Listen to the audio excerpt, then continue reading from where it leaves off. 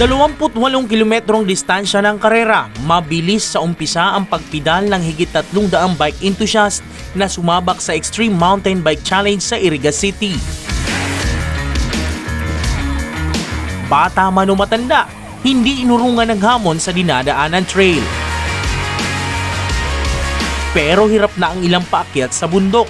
May nasiraan ng kadena, pumutok na gulong at ilang nagtulak na lamang ng bisikleta.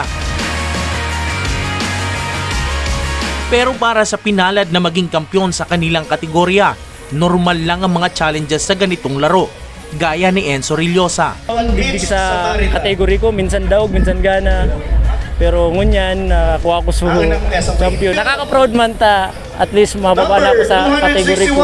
Hindi man pinalad sa kampyonato ang triathlete na si Ann Rochelle Nunez, masaya pa rin siya sa resulta ng karera. Masaya naman kasi maswerte po na nagpipinish ka ng safe. Puspusang training at disiplina sa napiling laro ang tips ng mga kampyon sa Bike Challenge. Gaya na lamang ni Tatay William na 60 anyos na pero panalo pa rin sa kanyang kategorya. Ano po kaya bisikleta masakit? Dapat mag-ensayo para makuha ang gusto nila. Aabangan naman ang mas marami pang sport event sa syudad ngayong Tinagba Festival bilang bahagi ng layuning maging sports capital ang Kamsur. We are bent on becoming the sports capital in Bicol region, and we will be complementing the aim of Governor Luigi and Congressman Migs to that Camarines Sur be the sports capital in the entire country.